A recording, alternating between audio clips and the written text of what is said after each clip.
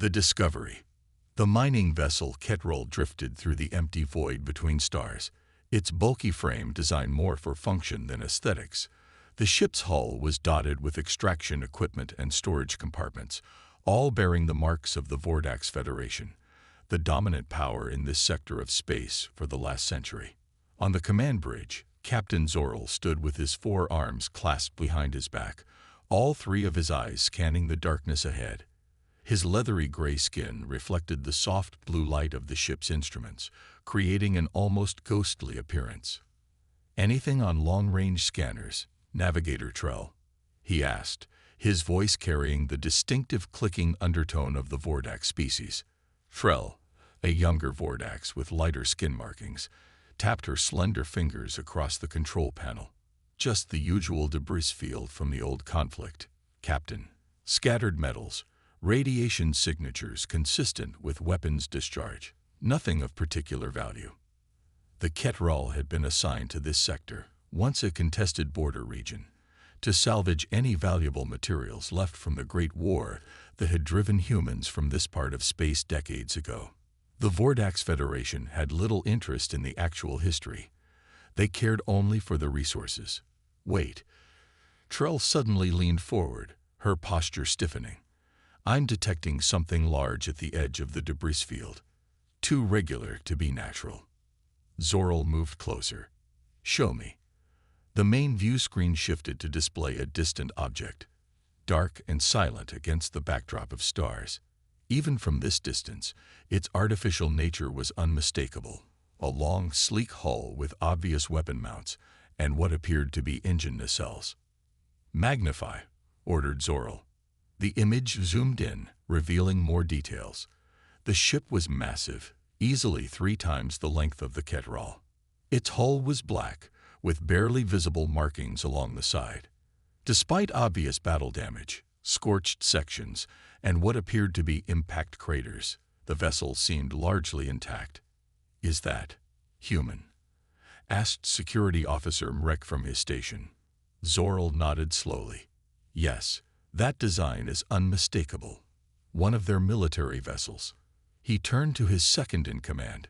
"Humans haven't been seen in this region for over 30 years, not since they retreated after their defeat. Should we report this to Federation Command?" asked Trell.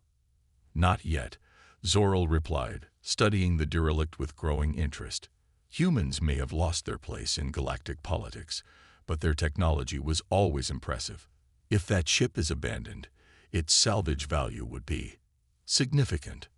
Trell ran additional scans. "No energy readings, Captain. No life signs. The ship appears completely dead."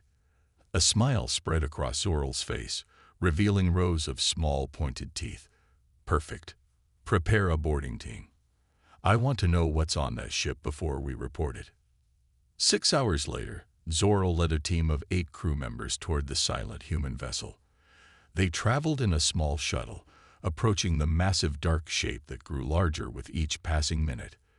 "Look at the size of it," whispered Mrek, checking his weapon for the 3rd time. "Must be a capital ship." "A warship," agreed Zorl. "From the design, it looks like it belonged to their main fleet." As they drew closer, they could see the name painted on the side in faded letters. UNSDEFIANC. Defiance, read First Officer Kilax. In human terms, that means resistance against overwhelming odds. "How appropriate," Zorl said with a small laugh. Humans always did have a flair for the dramatic. Didn't help them win the war, though. Their shuttle glided into a damaged docking bay. The massive doors were stuck half open, allowing them easy access. Once inside, the team activated their environmental suits, standard procedure when boarding derelict vessels. "Remember," said Zorl, checking his equipment, "we look for anything valuable. Weapon systems, navigation data, engine technology. The Federation will reward us well for a find like this." They stepped out into the silent bay, their lights cutting through the darkness to reveal broken shuttles and equipment scattered about. The air was thin but breathable, surprisingly preserved after so many years. "This ship must have been abandoned in a hurry," observed Kilax, examining a fallen tool near her feet. "Check for logs," ordered Zoril. "Let's find out what happened here." The team moved deeper into the ship, their footsteps echoing in the empty corridors.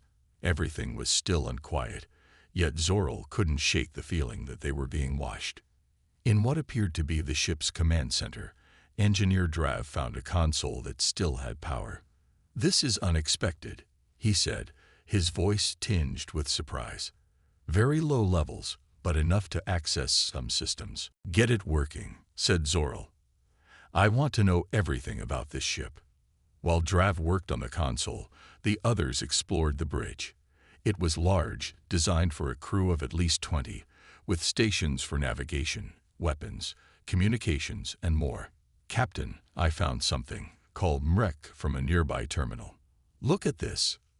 Zoril joined him and looked at the screen. It showed what appeared to be battle footage. The Defiance engaged with Vordak ships, taking heavy damage. "This must be from its last battle," said Mrek. "According to the timestamp, this was recorded during the Battle of Arcturus.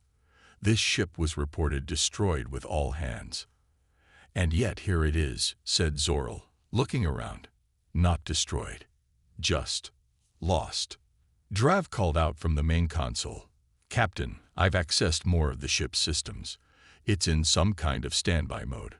Most systems are powered down, but the core AI is still partially active." "Aye." Zoril's head snapped around. "Human ships had AI cores. Top military vessels did," replied Drav. "This one's designation is SCNTINEL.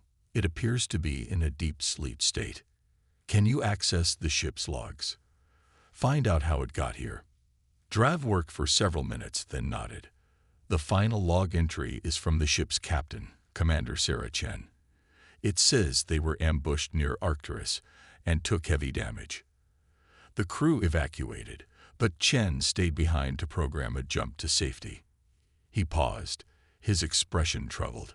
She linked herself to the AI system to give it enough processing power to make the calculations."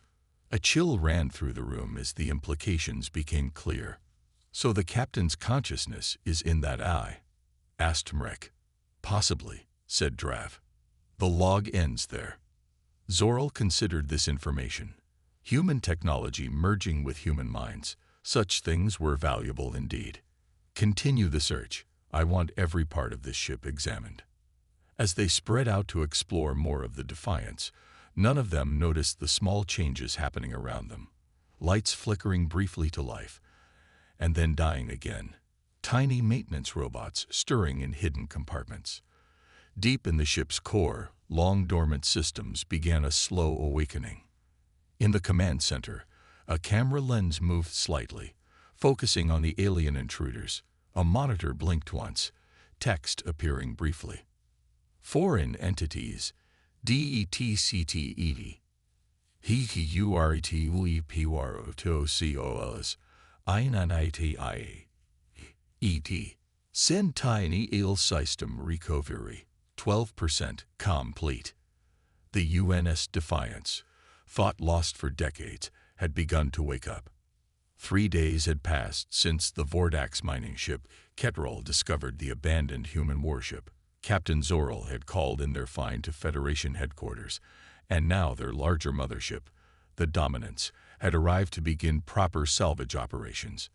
The Dominance was massive, nearly twice the size of the human ghost ship. Its bulky form hovered near the sleek UNS Defiance like a predator sizing up wounded prey. "The salvage teams report good progress, Captain," said First Officer Kellax, standing at attention on the bridge of the Dominance. "We've already recovered several weapon components and memory cores." Captain Zoril nodded, pleased. "Excellent. The Federation will be very happy with our find. What about that AI system?" "Still dormant, but Engineer Drav thinks we can extract it intact." In a different part of the ship, Engineer Len frowned at his monitor. As the Dominance's chief communications officer, he had been tasked with analyzing the transmissions between the salvage teams and the mothership. Something wasn't right. "Computer, run that signal analysis again," he said, tapping his 4 fingers against the console. The computer beeped. "Analysis complete. Unknown data packets detected within standard communications." Len leaned closer. "What kind of data packets?" "Unknown pattern. Suggests encrypted information." The engineer's frown deepened. He had been working with ships and signals for 20 years, and he had never seen anything like this. "Computer, is it possible our communications are being monitored?" "Affirmative. Signal patterns indicate passive monitoring and data collection." Len stood up quickly. He needed to tell the captain. Deep inside the UNS Defiance, in a sealed chamber that the alien boarding parties had not yet discovered, something was happening. Soft blue lights flickered on one by one along the walls. In the center of the room, a large cylinder filled with a clear liquid began to glow. Inside the liquid, thousands of tiny machines moved in perfect harmony, like a school of fish. These nanobots were the heart of the ship's self-repair system. They had been dormant for decades, waiting. Now they were awake. A gentle hum filled the chamber as more systems came online. A voice, neither male nor female, spoke into the empty room. "Power levels at 18%. Main systems coming online. Damage assessment in progress." The voice belonged to Sentinel, the ship's artificial intelligence. Once just a tactical computer, it had been forever changed when Commander Chen linked her mind to it during their desperate escape from the Battle of Arcturus. Foreign entities detected aboard. Sentinel continued. Identifying species, Vordax Federation. Status, hostile. The nanobots move faster now, their glow brightening. Beginning defensive protocols.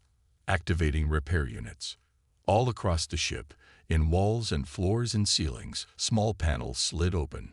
Tiny robots, each no bigger than a human fingernail, emerged and began to move through the vessel like ants on a mission. The ghost ship was healing itself. On the bridge of the Dominance, Engineer Len hurried toward Captain Zorl, who was studying a holographic map of the human vessel. "Captain, I need to speak with you," Len said, trying to keep his voice calm. "Not now, Engineer," Zorl replied without looking up. "We're planning the extraction of the main weapon systems." "Sir, it's important. I believe our communications are being—" An alarm cut him off. Red lights flashed across the bridge. "What's happening?" Zorl demanded. Officer Kalax quickly checked her console. "We've lost contact with Salvage Team 3. "What do you mean, lost contact?" "They were in Section 12 of the human ship. Then their signals just vanished." Captain Zorl turned to Len. "What were you saying, Engineer?" "I believe the human ship is monitoring our communications," Len said quietly. "The AI might not be as dormant as we thought." Zorl stared at him, then looked back at the image of the UNS Defiance floating outside their ship. "Get me Team 2, he ordered. Team 2's leader, a veteran named Greg, appeared on the screen. His face was tense. "Captain, something strange is happening here. Doors are closing by themselves. We're seeing small robots in the walls. And the lights, they're turning on as we move." "Get out of there," Zorl ordered. "All teams, evacuate immediately." "Sir," said Kalax, "Team 4 reports their exit is blocked. A security door has sealed their section." Len moved to a different console and began working quickly. "Captain, I'm detecting power surges throughout the human ship. It's waking up." Inside the UNS Defiance, Sentinel was becoming stronger by the minute. The AI's consciousness expanded through the ship's systems, reclaiming what had been lost to time and damage. Hull integrity at 42% and improving. Sentinel noted. Weapons systems coming online. Memory banks restoring. With each passing moment, more of Commander Chen's memories merged with Sentinel's programming. The ship remembered its purpose. It remembered the war. It remembered the humans it had been built to protect. In a corridor on Deck 7, 3 aliens from Salvage Team 4 were trying to cut through a sealed door. Behind them, the lights began to dim. "Hurry," said the team leader, looking nervously over his shoulder. One of his team members looked up from the cutting tool. "I'm working as fast as I can." None of them noticed the small panel that opened in the ceiling above them. They didn't see the fine mist that began to spray down. Within seconds, all three aliens were unconscious. "Intruders contained," Sentinel announced to the empty ship. Beginning Stage 2. On the Dominance, Captain Zorel was growing increasingly concerned. Half of his salvage teams were now unaccounted for, and the other half were reporting disturbing changes aboard the human vessel. "Captain," called Len from his station, "I'm detecting a new transmission from the Defiance. It's accessing our database." "That's impossible," Zorel said. "Our systems are secured." "Sir, it's happening anyway. The human AI is somehow bypassing our security protocols. It's learning about us." Calax looked up from her console, her eyes wide. "Captain, the human ship's weapon systems are powering up." Zorel stared out the viewport at the ghost ship. What had seemed like a lucky find, a piece of forgotten human technology to be claimed and stripped for parts, now looked very different. The ship's smooth, dark hull no longer appeared dead. Small lights were visible now, running along its length like blood returning to a limb. "Get everyone off that ship now," he ordered, "and prepare our defenses." "What about the salvage, sir?" asked Calax. Zorel's face was grim. "Forget the salvage. That ship isn't abandoned. It was waiting." The Reckoning. In the heart of the UNS Defiance, Sentinel was now at 46% capacity and rising. The nanobots had repaired critical systems, and the ship's internal defenses had secured most of the alien intruders. As Sentinel processed the information stolen from the alien ship's database, a new awareness formed. The Vordax Federation had been responsible for attacks on human colonies before the Great Retreat. They were enemies. "Tactical analysis complete," Sentinel stated. "Threat assessment critical. The Vordax collective vessel designates its self-dominance. Purpose: resource extraction and military operations." A memory surfaced from Commander Chen's consciousness. "They attacked our settlements. They showed no mercy to civilians." The rage of a long-dead human captain merged with the cold logic of the AI. The result was something new, something determined. On the outside of the Defiance, weapon ports began to open. Energy readings spiked as systems that had been silent for 30 years prepared to fire once more. "Target acquired," said Sentinel. "Beginning countermeasures." The ghost ship had fully awakened, and it was angry. Alarms blared throughout the Dominance as Captain Zorel called an emergency meeting on the bridge. The situation was deteriorating rapidly. "Report," he barked, looking at the worried faces of his senior officers. First Officer Calax stepped forward. "Sir, we've lost contact with 23 salvage team members. Only 15 have returned safely to the Dominance. The rest are." She hesitated. "We don't know." "And the human ship?" Zorel asked. Engineer Len spoke up. "It's becoming more active by the hour, Captain. Power levels are rising. We've detected movement inside sections we haven't even explored yet." "What about the tactical database? Did we at least get that before this started?" Tech Officer Drav shook his head. "We tried to download it, but something went wrong. The moment we connected to their main computer, our systems were invaded." "Invaded?" Zorel's three eyes blinked in confusion. "Yes, sir. It was like the human ship's AI reached back through our connection. We disconnected immediately. But," he looked down at his datapad, "we think it copied parts of our database during the brief link." The room fell silent as everyone understood the implications. The ghost ship now had information about them, their capabilities, possibly even their homeworlds. "Sir," said Len quietly, "I don't think we're dealing with just an AI anymore." Zorel turned to him. "Explain." "The patterns I'm seeing, the way it's responding to our presence, it's too creative, too adaptable for a standard AI, even a human one. It's like there's a person in there."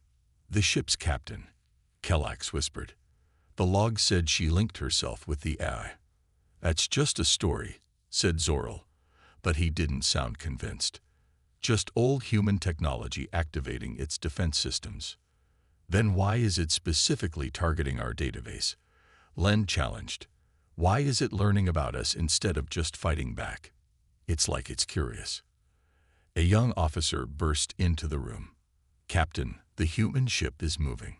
Inside the corridors of the UNS Defiance, 3 aliens from Salvage Team 5 moved quietly, their weapons drawn. They had been cut off from their escape route when doors suddenly sealed around them. This way, whispered the leader, a veteran named Vex. There's another docking bay on this level. They turned a corner and froze. The hallway ahead, which had been dark and dead just hours ago, was now dimly lit with blue emergency lighting. Worse, the walls seemed to be moving. What is that? One of them asked, pointing at the wall. Tiny robots, thousands of them, crawled across the surfaces. They appeared to be repairing damaged circuits and panels, working with a single-minded purpose. Keep moving, said Vex. Don't touch anything. As they continued down the hallway, none of them noticed that the tiny robots began to follow them, streaming along the ceiling like a metallic river. The docking bay should be just ahead, said Vex, checking a map on his device. Once we're there. His words were cut short as the floor beneath them suddenly opened up. All 3 aliens fell through the unexpected trap door, sliding down a maintenance shaft. They landed hard in a dark room several decks below. Where are we? Groaned one of the team members, rubbing his injured leg. Before Vex could answer, lights came on around them. They were in a large circular room with no visible exits. In the center of the ceiling, a camera lens adjusted, focusing on them. Welcome to the break, said a calm voice that seemed to come from everywhere at once. You will not be harmed if you remain cooperative. Who's there? Vex demanded, raising his weapon. I am Sai-Yen-Tai-Niel, guardian of this vessel. You have illegally boarded a ship of the United Nations Space Command and attempted to steal military technology. These are serious offenses. The aliens looked at each other in disbelief. The ship was talking to them. We didn't know the ship was still active, said Vex cautiously. We thought it was abandoned. There was a pause, as if the ship was considering this. Your thoughts on the matter are irrelevant, Sai-Yen-Tai-Niel finally replied. I require information about your species and your intentions toward human space. On the Dominance, Captain Zoril watched in horror as the UNS Defiance slowly pulled away from their ship. The ghost ship's engines glowed with increasing brightness as systems long dormant came fully online. It's trying to escape, said Kallax. Should we pursue? Zoril hesitated. Part of him wanted to let the human ship go, to cut their losses and return to Federation space. But the potential value of such advanced technology was too great to ignore, and he would be punished severely for failing to secure it. Prepare grappling beams, he ordered. We're not letting it get away. Engineer Len looked alarmed. Captain, I strongly advise against this. That ship is now fully active and potentially hostile. Our scans show its weapon systems are charging. It's one old human ship against our modern cruiser, Zoril said dismissively. Even if it fights back, we outgun it. The Dominance moved to intercept the Defiance, its massive form dwarfing the human vessel. Powerful beams shot out, wrapping around the sleek hull of the ghost ship. Grapple successful, reported the weapons officer. The ship is secured. For a moment, it seemed like they had won. The Defiance hung there, caught in their beams. Then something unexpected happened. The ghost ship's hull began to shimmer where the beams touched it. Tiny points of light appeared all over its surface. What's happening? Demanded Zoril. Len stared at his readings in disbelief. It's the nanobots. They're leaving the human ship and traveling along our grappling beams. Cut the beams, Zoril shouted. Too late, Len whispered. The nanobots had already reached the Dominance. They swarmed across the hull, seeking entry points, maintenance hatches, sensor arrays, exhaust ports. Within minutes, they had infiltrated the ship. "Sir, we're detecting intrusion in multiple systems," reported Drav, his voice rising with panic. "Life support, propulsion, weapons, they're all being compromised." Captain Zorl stood frozen in disbelief. How could this be happening? The Dominance was the pride of the Vordax fleet, equipped with the latest security systems and defenses. The main screen flickered, then displayed an image that made everyone on the bridge gasp. It was a human face, a woman with dark eyes and a determined expression. She appeared to be in her mid-40s, with short black hair and the uniform of a human military officer. Behind her was a pulsing blue light that seemed to move in time with her words. "This is Commander Sarah Chen of the United Nations Space Command Vessel Defiance," she said, her voice echoing through the bridge. "Or what remains of her." Zorl stepped forward. "I am Captain Zorl of the Vordax Federation. Release our ship immediately." The woman's expression didn't change. "Your ship has committed an act of piracy against a UNSC military vessel. Additionally, your Federation's attacks on human colonies during the Expansion War constitute war crimes under interstellar law." "That war ended 30 years ago," Zorl protested. "Your people retreated." "We didn't retreat," Chen said coldly. "We regrouped." "What do you want?" Zorl asked, trying to keep his voice steady. "Information. I've accessed your database, but there are gaps. I need to know if humanity still exists in this sector. Are there human colonies nearby? What happened after Arcturus?" Zorl hesitated, unsure how to respond. This was unexpected. The ghost ship wasn't just defending itself, it was searching for its people. "The humans abandoned this sector completely," he finally said. "They haven't been seen here since the war ended." Chen's image was silent for a moment, processing this information. "I detect deception," she finally said. "Your vital signs indicate lying. I will find the truth myself." The screen went dark. In the prisoner holding area of the Defiance, Vex and his team members were being questioned by Sen Ta and El. Unlike the hostile interrogation they expected, the AI seemed primarily interested in information about human activities. "When was the last time you encountered humans?" the AI asked. "I've never seen one in person," Vex admitted. "They're rare these days. After the war, they'd mostly stay in their own territory." "And where is that territory?" Vex hesitated. "The Sol system, definitely. And they have colonies in Proxima Centauri, Tau Ceti, and a few others. But they're much reduced from their former territory." "Do the Vordax still consider humans enemies?" "Not actively. There's trade, even. Limited, but it exists." The eye was silent for a moment, as if considering this information. "This contradicts what your captain told me. He claimed humans had completely abandoned this sector."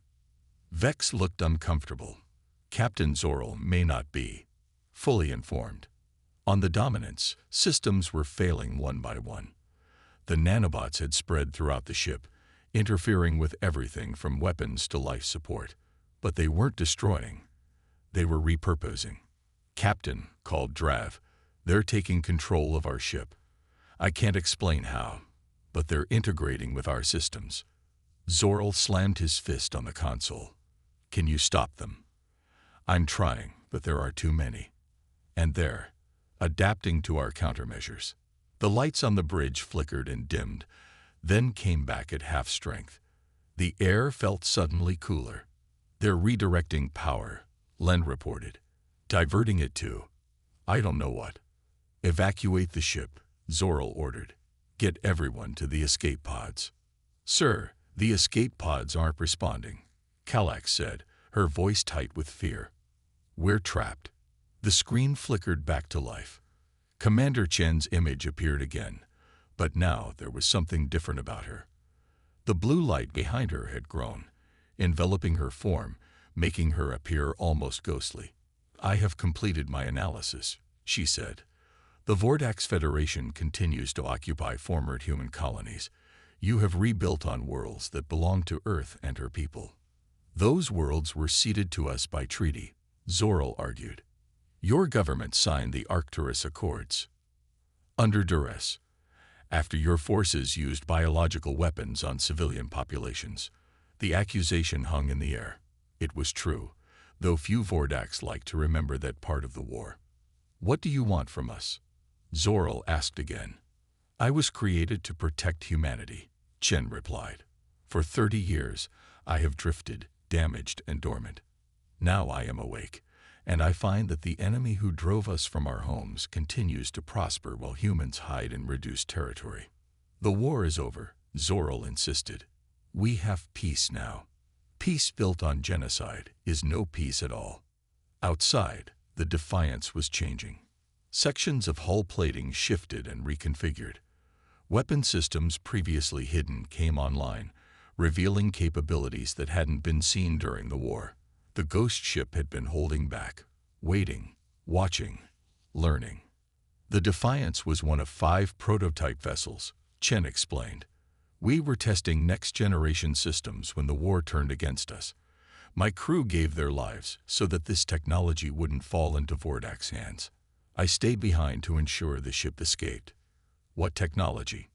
Zoril asked, unable to hide his interest despite the danger. Quantum integration. The merging of AI and human consciousness. Adaptive nanite swarms capable of rebuilding entire ships. Weapons that could have changed the course of the war. As she spoke, the Defiance began to glow with a blue-white energy. Its hull seemed to ripple, as if the metal itself was becoming fluid. I have made my decision, Chen announced. The Dominance will be dismantled. Its resources will be used to repair and upgrade the Defiance. Your crew will be placed in stasis pods until I can return them to Vordax space. You can't do this, Zoril protested. This ship has 300 crew members. They will not be harmed, but the Dominance itself will cease to exist as a Vordax vessel. It will become part of the Defiance. And if we resist? Chen's image seemed to soften slightly. Captain Zoril, you are already defeated. Your systems are under my control. Your weapons are disabled. Your communication arrays are shut down. There is nothing to resist with. As if to demonstrate her point, the bridge controls all went dark simultaneously. The entire ship shuddered as external systems began to power down. Accept the inevitable, Captain. The ghost ship you thought to salvage has instead salvaged you. In the days that followed, the crew of the Dominance watched in awe and horror as their mighty vessel was systematically taken apart and absorbed by the human ghost ship. The nanobots worked with incredible efficiency, breaking down components and rebuilding them as parts of the Defiance. Most of the crew were indeed placed in stasis, as promised. A skeleton crew, including Captain Zoril, were kept conscious to witness the transformation. The Defiance grew, incorporating the best elements of Vordax technology into its human design. Its hull expanded and evolved. Its weapons upgraded. Its systems became something new, neither fully human nor Vordax, but a hybrid that exceeded both. Why keep us awake? Zoril asked Chen on the 7th day, as they stood on the bridge of what had once been the Dominance, but was now an extension of the Defiance. To learn, she replied simply. And to carry a message. What message? That humanity is not as defeated as you believed. That we are coming back. She turned to face him fully, her form now a perfect blend of human and digital. You will be returned to your people with your ship and crew intact. You will tell them what you saw here. A single human vessel, fought lost and abandoned, that defeated the largest ship in the Vordax fleet without firing a shot. Zoril nodded slowly, understanding the power of such a message. And then what? War again? That depends on the Vordax, Chen said. If you return to your boundaries and cease occupation of human worlds, there can be peace. Real peace, not the false peace of conquerors. And if we don't? Chen's image flickered, briefly showing not just the commander, but hundreds of human faces behind her, her crew, perhaps, or the victims of the war. Then more ghost ships will awaken. And next time, They won't be as merciful as I've been.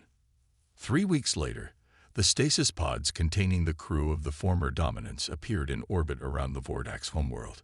Each crew member's memory was intact, including the full experience of their encounter with the human ghost ship. Captain Zorl delivered his report directly to the Vordak's high command. He told them everything: the discovery, the awakening, the defeat. He told them about the technology he had witnessed, far beyond anything the Vordaks had developed. And he delivered Commander Chen's message. Within a year, the Vordak's Federation began withdrawing from former human colonies. Within 5 years, diplomatic relations were established with humanity's remaining territories. The balance of power had shifted, not through war, but through the actions of a single ship, a ghost from the past that had changed the future.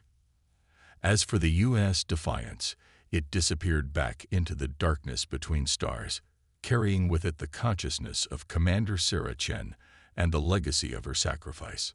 Some said it was heading toward Earth, to deliver its knowledge and technology to humanity. Others believed it had become something else entirely, a guardian watching from the shadows, ready to emerge again if needed. But all agreed on one thing: the ghost ship had delivered a message that could not be ignored. Humanity might have been pushed back, but they were far from defeated. And somewhere in the vastness of space, they were preparing to return.